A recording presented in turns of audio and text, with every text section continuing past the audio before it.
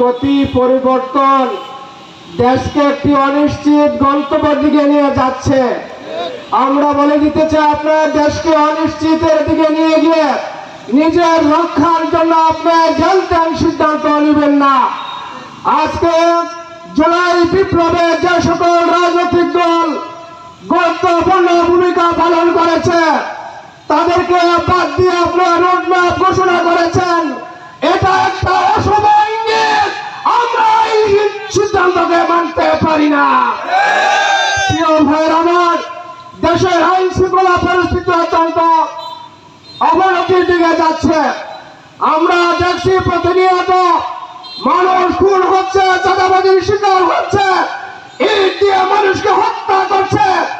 এই পরিবেশে নির্বাচন হলে কোনোভাবেই নির্বাচন সুষ্ঠু নির্বাচন হবে না। প্রিয় ভাইয়ের আমার, আমাদের আমির ঘোষণা করেছেন যে বিগত ফ্যাসিবাদ সরকার নিজেদের স্বার্থে, নিজেদের ক্ষমতাকে দীর্ঘস্থায়ী করার স্বার্থে বারবার সংবিধানকে সংশোধন করতে করতে দলীয় মুখপত্রে পরিণত করেছে।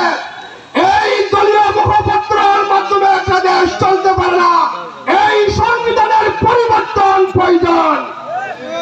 সাথে সাথে তিনি বলেছেন, যারা জুলাই যোদ্ধাদেরকে হত্যা করেছে, বঙ্গুত্ব বরণ করিয়েছে, রক্ত ঝরিয়েছে, সেই হত্যাকারীদের বিচার দৃশ্যমান বিচার না করে, শুরু না করে নির্বাচন হলে নির্বাচন সুষ্ঠু হয় না। প্রিয় ভাইয়ের আমার, আজকে আমরা দেখছি দেশের উলামায়ে কেরাম দীর্ঘদিন যাবৎ একটি দাবি করে আসছিল, এদেশের 87,000 প্রাইমারি স্কুলে একজন করে ধর্মীয় শিক্ষক নিয়োগ দেওয়ার জন্য দাবি করে আসছিল।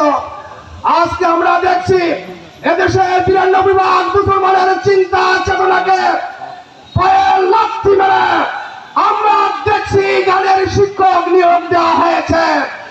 এর মাধ্যমে আমাদের ভবিষ্যৎ প্রজন্মকে তারা ইসলাম বিমুখ করে তোলার জন্য চক্রান্ত করেছে।